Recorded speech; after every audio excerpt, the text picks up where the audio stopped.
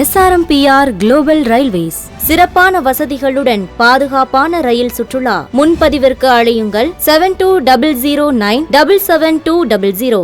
NEET தேர்வில் விலக்கு கிடைப்பதற்கான வாய்ப்பு ஆட்சி மாற்றத்தில்தான் உள்ளது எனவும் ஆட்சி மாற்றம் நிகழும் போது எல்லாம் நல்லதாகவே நடக்கும் என்றும் மருத்துவத்துறை அமைச்சர் மா சுப்பிரமணியன் தெரிவித்துள்ளார்.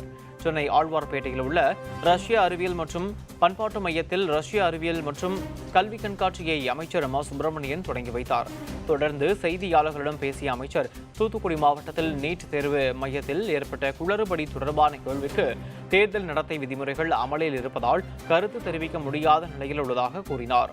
கேரளாவில் பரவி வரும் வெஸ்ட் நைல் வைரஸ் தொற்றுக்கு குறித்த கேள்விக்கு கேரளா மற்றும் தமிழ்நாடு எல்லைகளில் தீவிரமாக கண்காணிப்பு நடைபெற்று வருகிறது என அமைச்சர் மா சுப்பிரமணியன் பதிலளித்தார். நீட்டு தேர்வு தொடக்கத்திலிருந்த கெடுபிடிகளும் குழப்பங்களும் குளறுபடிகளும் தொடர்ச்சியாக இருந்து வருகிறது. இதுக்கெல்லாம் ஒரே தீர்வு தான் நீட்டு தேர்விலிருந்து விலக்கு. இந்த நீட்டு தேர்விலிருந்து விலக்கு கிடைப்பதற்கான ஒரு வாய்ப்பு ஆட்சி மாற்றம்.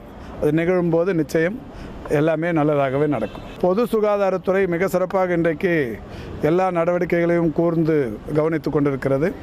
குறிப்பாக கேரளாவும் தமிழ்நாடும் அதற்கான அந்த இணைப்பு வழி சாலைகள் ஒரு 13 வழி சாலைகள் இருக்கிறது.